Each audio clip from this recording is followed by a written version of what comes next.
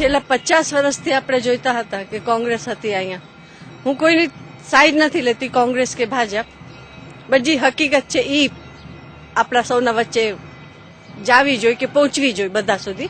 એટલા માટે કહેવા માંગુ છું કે જ્યારથી ભાજપ આવ્યું છે ત્યારથી મને તો ઘણા બધા ચેન્જીસ જોવા મળ્યા છે.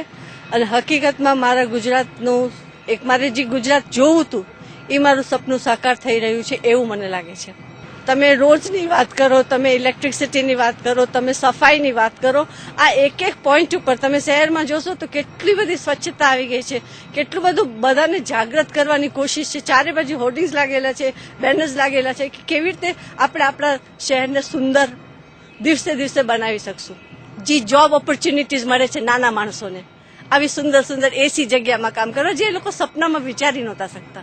તો એ બધું જોઈને મને ખૂબ જ આનંદ થાય છે કે ભાજપ ખૂબ જ સારું કામ કરી રહ્યું છે. સ્પેશિયલી મારા સેલ્યુટ છે મોદી સાહેબને. નરેન્દ્ર મોદી જ આવે, ભગવાન કરે એ જ આવે, મારી પ્રાર્થના છે. અને તો જ આપણું ગુજરાત હજી આગળ આવશે. જીતેગા ગુજરાત.